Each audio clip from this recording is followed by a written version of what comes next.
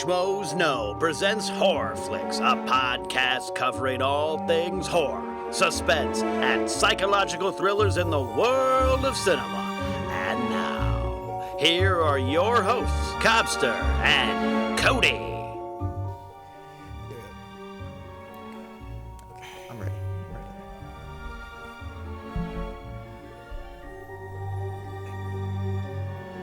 Greetings, horror fans, and welcome back to another episode of HorrorFlix, and the show where we talk horror films because, god damn it, it's fun! I love it! Yeah! Love it so much. I'm one of two hosts, Cobbster. I am two of two hosts, Cody. There you go, mathematics, dude. Look at that. Look at it. Yeah. We've gone for we had a week. good high five there, that too. Was a great high five. That almost never happens. We're on point right now. Okay. We had a good Thanksgiving. I stuffed my ass off, and it was a lot of fun. It was a lot of fun. Some good times. That sounded great. How was your Thanksgiving, man? You have a good holiday? It was alright. I didn't stuff my ass like you did, apparently, but, I had a good time. Hung out with I family. would assume that every person stuffs their ass. You don't stuff your ass every Thursday? No. Okay. Oh, yeah. I mean, usually. The last Thursday of every month.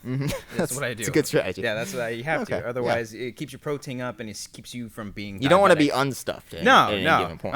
Yeah. No, it's like the thing in a human centipede. It's an ass to mouth. That's sort of literally, thing. that's it's going right into the stuffing. Mm-hmm. Yeah. I'm the guy in the front, and then everyone's behind me. Now I'm the one that's eating. You ever see the South Park episode where they did that? No. Oh, okay, no. That's a good sucks. episode. No, it. Oh. I'm just kidding. Don't you dare. I love South Park. Watch it. Oh, yeah. So what's up, guys? Welcome back. I'm very excited to be here. We're talking about something that is very anticipated. Something that we've been very much excited for a very long time. Pretty much, I think since we started the podcast, we're looking on like what's coming out this year. Yeah. We're like, oh, this sounds awesome. Yeah, I remember going through the list of 2015, Yeah. which I think maybe next week we'll probably have the episode where we recap all of horror of 2015. So we got to do some catching up. Look out for that. There's some movies that we still got to see, but we saw Krampus on the list. We're like, okay, that could be interesting. It's a lot of fun. And then we found out that Michael Dougherty, who directed Trick or Treat, and he also written a bunch of the X-Men movies, that got us really excited. And soon as San Diego Comic-Con hit, that's when it jumped through the fucking roof after we saw that footage. We're like, oh, it looks fucking awesome. It defeated Crimson Peak as far as anticipation goes, pumping it up and expectations goes. Yeah. And so I was very excited. I got to see it a little early. Oh, good for you. Got to see it a little early. Oh, you went to a screening. I went to a screening. Oh, you'd have to pay like us lowlifes. Okay. Went to a screening, saw Keanu Reeves there. He's like, whoa. Was he really? No, I wish. I would lie about that shit. That guy's awesome, by the way. Keanu Reeves? Yeah. You've met him? Because he's like so rich, but he's just so normal. Okay, no, yeah, I see what you mean. I love when that happens. Have you seen that post where he's sitting on a bench and he's like feeding a pigeon or something like that? And he looks all sad. I don't have nice cars. I take the subway. I'm a nice guy. Like he's so cool guy. I love him. Anyway, Keanu. Anyways, Krampus. That's what we're going to be talking about today. At the very beginning of this, we'll just kind of briefly review it. For those who haven't seen it yet. For those who haven't seen it yet, we won't spoil it just yet. We will at the very end. But going in, obviously, how excited were you? Very excited. We mentioned before how our anticipation just exploded after Comic-Con, and as the next trailer came out and all the stuff, a lot of people were saying like, "Oh, it's kind of dumb," and I was always defending it, viciously. I'm like, "This looks fucking awesome. What are you guys talking about?" It does. And then I think bringing up the Comic-Con point is a good point because the way Michael Dougherty talked about this film and how he wanted to bring sort of an 80s horror film, like an old Amblin, and Gremlins sort of mixed to it, and as well as using practical effects the way they should be used. And he even mentioned that there was going to be some CGI in this film, which there was, and it was really obvious of what scenes were there. But that's what really got me excited for it, and more so than Crimson Peak, because obviously we've talked about Crimson Peak before. They had to market that film as a horror film, and it didn't turn out to be that. No, and this one was. I'd consider this one Krampus definitely was a horror film. And then not too long ago, we find out that this movie's PG-13, which for the very longest time I thought it was rated R. I'm not gonna lie. So did I too. Yeah. And I slightly was disappointed that it was PG-13 because I was. And I'll get into this in just a little bit, but my expectations going in were slightly different than when I came out. Okay. So, and not that coming out, but just coming out of the movie theater. That's right before you stuffed your ass. Right for a second. Wow, this is very Freudian now. This is nice. Sorry. But yes. Yes. You lost your train of thought there? I totally lost my train of thought because of that. No, the PG-13, and everyone was complaining, and even JT. JT was like really upset about it. Yeah, he was really upset. But, he actually ended up enjoying the movie too. Yeah. And you know what? I'm seeing, and this is great, I'm seeing a lot of positive reactions from this movie. A lot of people were having fun with it. And I'm glad. And we'll get into this right now. I was disappointed with Krampus. Really? I very much was. But that's not to say that I really enjoyed it. I was laughing all throughout this film.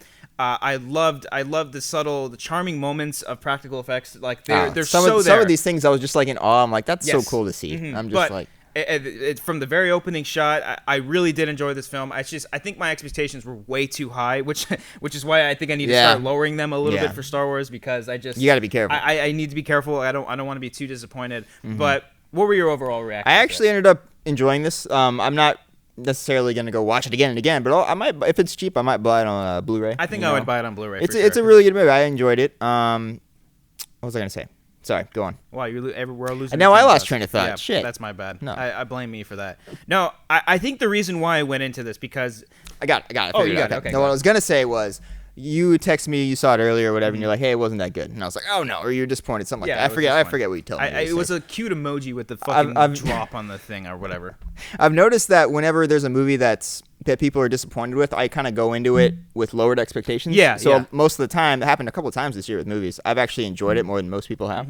Yeah. Like Tomorrowland, a lot of people fucking hate that movie. Actually, I was like, what's the big deal? It's a good time. I did see that one early too. Oh, fuck you. But I was genuinely excited to see that one. Okay, yeah. I was. And So you know, the same thing goes with The Conjuring too. The Conjuring, I saw it early, but there were still some reviews that were coming out for that. Okay. And my expectations kind of they got pretty high. It's the opposite because thing, people were giving it 5 out of 5 and everything like that. You went the opposite spectrum is what I was saying, but I see what you're saying. But expectations does factor into it. But I think the reason why I was disappointed because tonally this movie was awkward for me.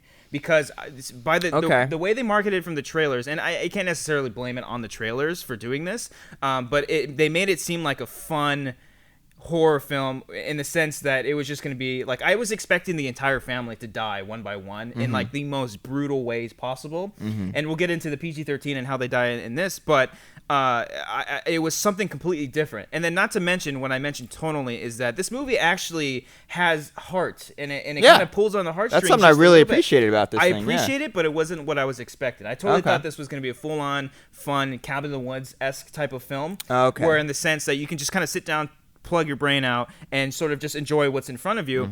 And to my surprise and to everyone's surprise, it was actually very emotionally jarring, and I was actually caring. The thing that I really appreciate about this film is the acting is really fucking good. The acting and the characters. Oh, the kid is fantastic. So oh my good. god, yeah. I was expecting him to be super annoying, and I didn't really want to care about him. Yeah. Some of the family members, like the cousins, were a bit too much. It's like you're being a fucking asshole just to be an asshole. You know what I mean? There's a great joke. It's not a big spoiler yet because I know we're not there yet. But there's a great joke when he's reading off the letter. And he's like, "Dad does not want us to be boys," or whatever. I thought that was really fucking funny. No, that's exactly what I was thinking too. Anyway. I love David Kettner when he's like, "That's my boy, that's my boy." I just thought that was so funny. And if you see the movie, you know what we're talking about. But yeah, I mean, I enjoyed the performances all around, and that's obviously really fresh to see good performances in a horror film, especially for one like this, the one I wasn't really going to take too seriously. And so for me, I think that's what kind of threw me off a little bit. It was like, whereas, which film was it? Before The Night Before, the one Joseph Gordon-Levitt and Seth Rogen. That one, it's like you go into that movie, it's a raunchy comedy, but halfway through the film, they try to delve into this heartfelt story where it's almost too late. It's like too little, too late. You know, you're setting up the tone for this film to be raunchy comedy, and then you throw in a little bit of heart, and it's kind of dark at some points, and that to me, it doesn't shift well. The tone doesn't shift well, and the reason why it was totally off for me is because the opening scene of this movie is so good, and it totally sets the tone. Because it's Are you talking like the montage? The thing? montage. Okay, cool. The opening, the credit scene is just a montage of like Black Friday of all these people. Everything you hate about Christmas time. And it was so funny. Right like, before then, we were talking about Black Friday and how much it sucks and how fucking crazy people get over it. And sure enough, this opening scene is just people going nuts into a store, trampling over people, security guards shocking people. It's hysterical. And so kids like crying on Santa's lap, like it's perfect. Like nobody. And then and finally it gets to the family where he's fighting somebody on stage and he's fighting to Jesus or something. He just keeps punching it and punching him. It's like, I love it. And then the title comes up and it's Krampus. I'm like, this is what I'm getting myself into. Like this is setting the tone perfectly. And then once they start getting into it and the family starts interacting with one another, I find myself actually caring for what's going to happen to them. But not, which we like to stress a lot is good in horror movies. Yes. Like you want to care about your characters.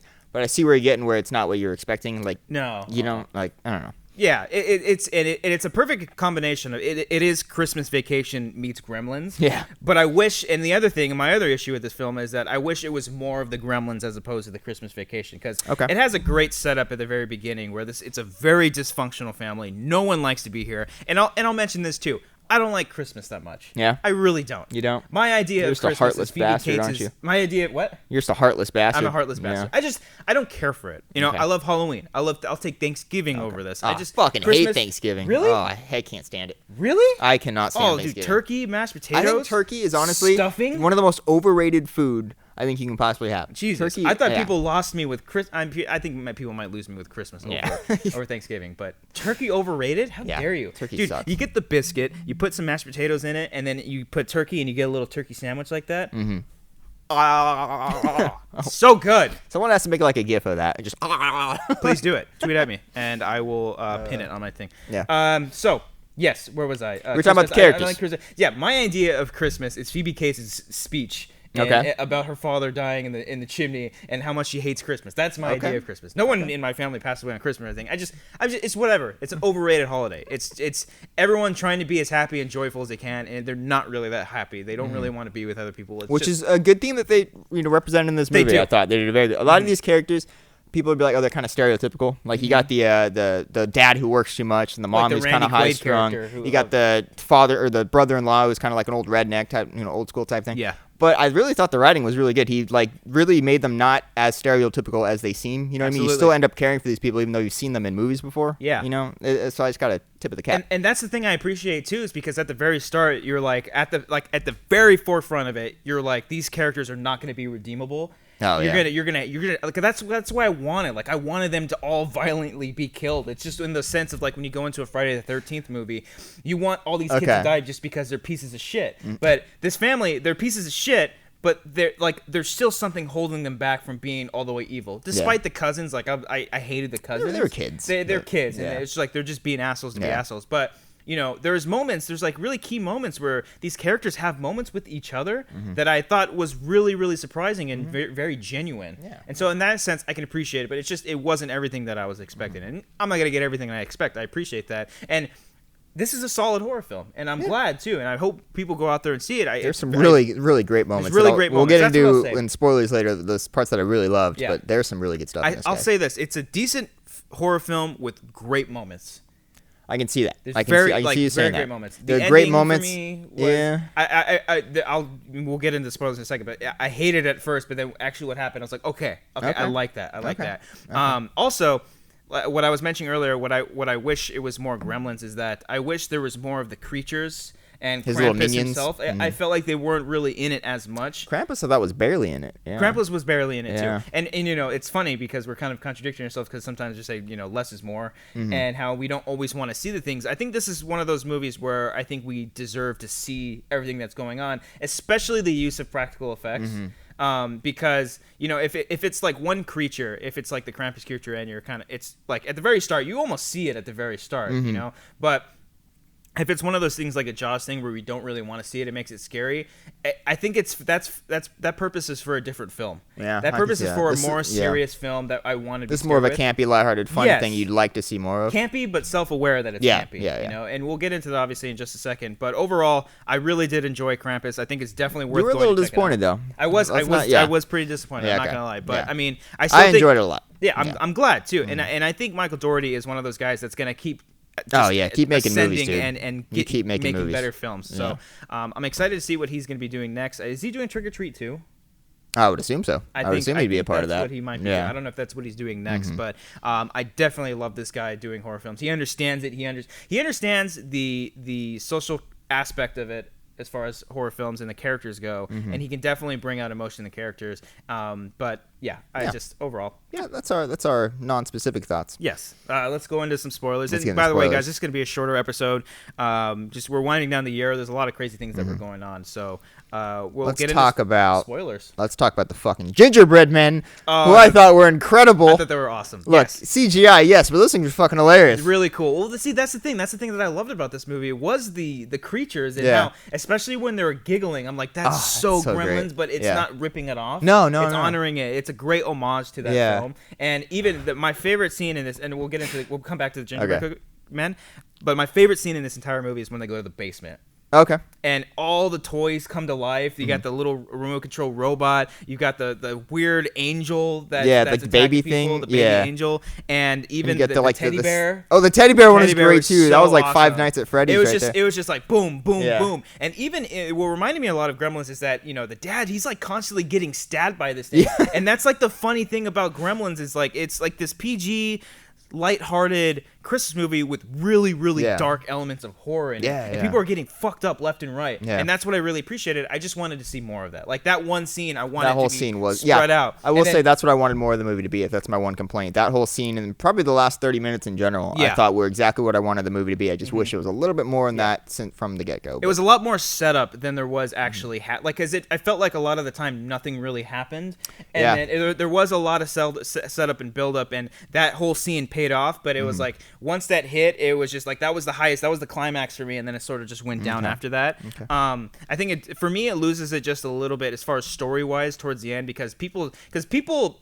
This is hard for me to say. Like people do die. I never got the sense that people were actually dying. Yeah, you never saw a death on screen. I don't think. No, and that goes Everything to the PG-13 rating. Maybe they did that just to make it PG-13. Yeah, because like when the sister gets like attacked underneath by the little toy and it starts shaking, it's like, oh okay, she's dead. But then later on they like hear her screaming. Yeah, I couldn't think of whether or not she actually did die because they didn't really see anything. Yeah. And then they're saying, oh, we're gonna go find her and all this crap. And I'm like, well, maybe she is alive. That's why I was if this was rated R, I could have seen that happen. And then as the truck was shaking at top, you just see blood. Like, I was expecting something like that. But people start getting taken left and right, and you never get the sense if they're actually dying or if they're just being taken away. And I didn't know. That's true. David Koechner, when he jumped on the what are we gonna call that thing? Like the caterpillar, the snake? Jack in the Box. Okay, that thing. Like when he jumped on it, like to go catch her, he's like, "Fuck this!" Or he jumped on. Rides away. I was like, "Okay, they're gonna go back to him later, or is he dead?" And I'm like, see, that's the thing. I didn't know really what Krampus was trying to do. I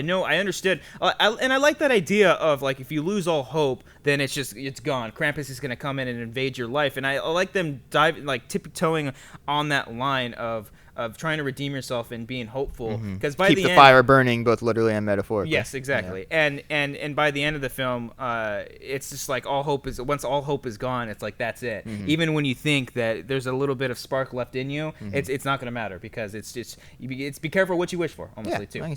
But I never knew what his whole what was his motive during this thing. I don't know. He just kind of hangs it outside, letting his minions do the stuff while the fire goes out. Yeah, he's just waiting for the fire to go out. I suppose. And he's killing other people. Yeah. Like, why are you killing him? I thought it was just his family. So I don't know exactly. I thought it was funny that Krampus' mouth was open the entire time. I thought that was awkward. Like, I love that he was a real. It was a real thing. Yeah. But it was just. Yeah, it was kind of bizarre. And his big ass tongue's coming out. Yeah. But I'll also say that some of the editing choices that they made in this movie was a little jarring to me as well. What do you mean? Some of the action sequences, as far as like when in the actual attic. Did I say basement? You said basement before. I wasn't going to correct you, but you said basement. We went up in the basement. Yeah. What an idiot. Yeah. When they went up into the attic, it was almost hard to see what was going on at times. Oh, that whole chaotic scene? Yeah. Well, I kind of liked it, though. Yeah, but whatever. The frantic energy of it. I see what you mean, though. Yeah. I got to go back to the freaking gingerbread cookies. Yeah. When they're attacking David Koechner in the kitchen or whatever, and they start catching on fire and they're melting, I thought that was like the funniest fucking part. And they're trying to like roll around on each other and try to take each other out. And see, that's the thing where like, Michael Dougherty even said that he was going to be using CGI in this moment. And it's like, that's I think it was appropriate use of CGI that was in that perfectly moment. fine. And then even when Krampus was running on the roof, I thought that was actually kind of cool. Yeah, it looked cool. The way he was sort of moving, but the rest of him was all real. Yeah, that looked great. That was really great. Yeah. And then I love the fact that I bring up the voices of like, like when the hook comes down the chimney. Oh, that was so incredible. And then they shake it like, "Here, kid, come and get it." Yeah. I thought that was so freaking awesome. And that felt exactly like Gremlins for me. It did. This is so cool. I was like, good. I'm glad something like this is finally coming to fruition. Fruition. Like fruit with an I-O-N at it. Fruition. Learning something new. Spelling time with Cobbster and Cody. So that Yes. I love the gingerbread stuff, and then even the gingerbread comes in slow motion. And he's swimming after him. I just thought that was so the dog funny. gets him. It's so funny. That was a weird scene to me too, when the dog goes in and chases after the caterpillar, Jack in the Box. Yeah. It was like rolling around, it fights it, and then it was like nowhere to be seen after that. The dog just disappeared. Yeah, I guess. I assumed that he ate it. Yeah, and then fell down the wall. When the elves come in, I thought those were pretty cool. Those are She's pretty cool. Elves. Yeah. And then they break through the thing and they take it. That's when it started to lose me. That's when it started kind of going the rabbit hole of most typical horror films. It's where it's like, I think it's like, it feels like they get to a point where they don't know what to do with most of the characters, so they just take them out right away. Especially when they're out walking. That in the was snow. me at the ending. Those deaths were just. Oh, here's the thing too. So halfway through the film, they're looking at a map. And they're like, oh, we can go to the police station or the mall. As soon as they mentioned the mall, I'm like, I hope this climax takes place in a toy store and all these toys come to life. Cool. I was really hoping something like that was going to happen, and it just didn't go anywhere. I was hoping for like the actual Santa Claus to come down and have like a fucking other. throwdown with Krampus. That would have been pretty funny. That's what I was hoping for. Yeah, because like they kept counting down to December 25th, and I'm like, oh my god, he's gonna be here. He's gonna be there, and then it didn't happen. But that's just me being nitpicky. I think I would have probably liked that. And then once we get to the final ending, I didn't really know what they were doing. They had their whole little setup, like Krampus and all his little minions were kind of just like a ritual thing, some kind of ritual and like an opening, and they throw the cousin in there, and then they end up throwing the kid in there, and he wakes up, and for just that whole moment, I thought the whole thing was a dream, and I was really upset. I mean, initially I was mad, but I was like, there's no, like, Michael Dougherty's a smart guy. He loves movies. There's no way he's gonna do the cliche dream ending. I'm like, I'm gonna keep watching here and just see what happens. And then it changes, and I'm like, okay. Yeah, and then as soon as he got handed the thing, I was like, okay, it's gonna be the Krampus thing. But it would have been one of those weird, like, this all really happened, but don't do it again or something like that. That's what initially I thought it was. He opens it, and everyone around him starts to realize, like, they all remember. Wait, we remember this. And so it's like, it is that thing where all the family come back together, but they're stuck when they're stuck in the snow globe. I was like, okay, I thought that was great. That's pretty cool. Then, as much as I hate like last shots of the movie, something popping up in the screen. Yeah. I love the last shot of the screen. Yeah, all the all creatures the come in at the same time and just into the screen. Yeah, they're the fun of the whole movie, man. I thought that was so funny. Yeah. But yeah, I did like the fact that he was in the snow. I thought I know Stuckman brought this up in his review. The ending of this reminded them of the Jeepers Creepers ending. Like when when it's just panning out and you see all this that's stuff. A good point. Like, I was like, oh, that's kind of like cool. That. Yeah, because I was expecting like Krampus to be like knitting or something, something like that, and I had a feeling something was gonna pop out the screen, and sure enough, the little creatures did. That's cool. But anything else you want to tackle with this film? Anything you can think of? I know we briefly went over, but when all the characters die one by one at the end, I just don't know why they did that. I don't know. Yeah, that's where it started to lose. Maybe I'm thinking maybe they had like other death scenes filmed, but because maybe they filmed like a PG-13 version and then they decided to go with that. I feel like I could be way wrong. Maybe that's what they intended all along. Probably two different versions of this film. There could be. Somewhere. Maybe there's like an unrated one where they have all the. I think so. I think there is an unrated version of this film going on. At least I hope so. I would love to see that. I would love to see how much different that would have been. Because I didn't mind it being a PG-13, especially for what this movie did. It was fitting to that. Yeah, there's plenty of look. Gremlins was an R, and that worked out just fine. They were going for that same vibe. For sure. I know, but I'm saying like Gremlins was actually pretty bloody. It was. Yeah, that's true. But what was the thing under the snow that was getting? Was that the caterpillar thing? I don't know. I kind of like the mystery of that because we never got to see it. Okay. But at the same time, it's like it was taking over this entire town, and that's what it reminded me of, like Home Alone as well, because like no one was home except for them. They're like, oh, the Mackenzies are out of town. They're to Hawaii, and like, oh, that's cool. Like that's the cool thing about this movie. It's a fun throwback to any kind of Christmas film, because most Christmas movies are like disaster movies for like with dysfunctional families all the time, and I like that theme. It reminded me of Home Alone, Christmas Vacation, Gremlins, and I really appreciated that. And then just sort of the horror elements were somewhat in the background. They weren't fully in the film as much as I wish they would have been. I still appreciate the hell out of it for sure. But we got some comments on Facebook. We do. Huh? We got a few. A couple people. You guys, the guys who saw it this weekend, we got Alec Klanowska. Alec Kanowska. I'm normally good at this. You're the bad one. I enjoyed Trick or Treat way more, but this wasn't a bad film. I was never scared, but I still had a good time. Also, the ending could have been a cop-out, but they seemed to redeem it. Also, the practical effects looked awesome, but there was also a little bit too much cheese for me. I would give it about a 7 out of 10. Fair review. I think the cheese is fitting though for this film, and I think the cheese was needed. This is a pizza. It was fully marinated, ready to go. And if it didn't have any cheese, it just wouldn't have tasted right. Hey, that'd be a little bizarre without. That's a pretty good analogy. Yeah, that's good. If Good you're job. I'm using gonna steal that. Okay. Quentin Kelly says, I thought it was a good first half build-up. Was great, but could have used more Krampus. But the minions were interesting as well. Atmosphere was very eerie, and I absolutely loved the cast, especially Adam Scott, who was great in this movie. Adam Scott was really great. Yeah, the whole cast. We had another one. There's only like 6 or 7, so I'll go through them. Joshua Willingham said, I had a lot of fun with it. I could have used a little more Krampus, but to me, most of the jokes hit, and I love the atmosphere, acting, and tone. It felt like Gremlins meets Christmas Vacation, and that worked for me. Tyler Moore says, great film, 7.5 out of 10. It's an awesome modern-day film that feels a lot like 80s Amblin entertainment films. Yes. Chaz Dumbaugh says, I love this thing. Totally Gremlins meets Christmas Vacation, like Josh already said. That's literally what it says in the comment. It isn't scary at all, but super fun time. It had a great practical FX by... Wait, what did this? Did they really? I wouldn't doubt it. I mean, according to Chaz. Amazing visuals. Parentheses, love those snow. Yeah, the snowmen. That was cool. We didn't bring that up. Oh, we got to bring that up. That was pretty cool. And imagery too, and really awesome creature design too. This will definitely be added to my watch every year Christmas favorites. You know, man, I think that's the thing too. I wanted to see this again. I want to see it again and sort of just I have a desire to watch it and again. take it in with a different perspective. Then maybe I'll appreciate it a little bit more. But I could totally see this coming back and watching this every single year. And finally, Scott Bryan says, I really enjoyed it. It wasn't what I thought it would be, but not in a bad way. 3.5 out of 5 stars. Yeah, I know when I saw those, I was actually surprised that a lot of people really, really enjoyed it. I was too, and I saw the movie before I looked at, like you told me what you thought of it, obviously, but I didn't look at any reviews or go on Rotten Tomatoes or anything until after I saw it, and I was surprised that this is actually fresh at the time when I saw it, and people were really enjoying it. Can you see what it's on? Can you find out what's... It was at like 67 last time I checked. Okay. Let me see. Let's see, that's about right. Maybe a little bit higher, but... yeah, I'm glad to see that a lot of people were enjoying this film. Especially, I love horror films coming out in 63. December. 63. 63. I think that's pretty decent. I like horror fresh. films coming out in December. I think those should happen more. I want more Christmas horror films. I just want more bad things happening on Christmas. During Christmas. I wouldn't mind that. You fuck. So yeah, overall, enjoyed Krampus. For me, it wasn't exactly what I was expecting, but you know what? It's a decent horror film, especially out of the year of a lot of downers of horror films that we got to see. I will say, out of all the episode specific ones, like on movies, like reviews, that didn't make any sense at all. But the episodes where we done reviews of horror films, that's what I meant to say. Yes.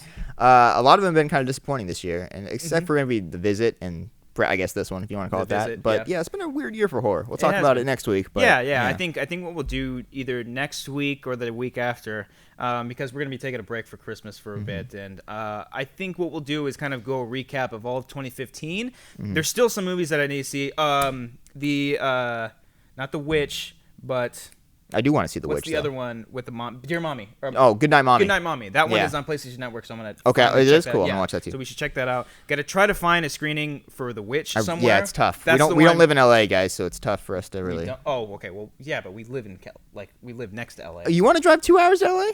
For The Witch, yeah. Okay, fine. I'll do it. Yes, I'm gonna try to only work if you, something. only I'll if you get drive. back to you on that with The Witch. I might have something for us. Okay. So.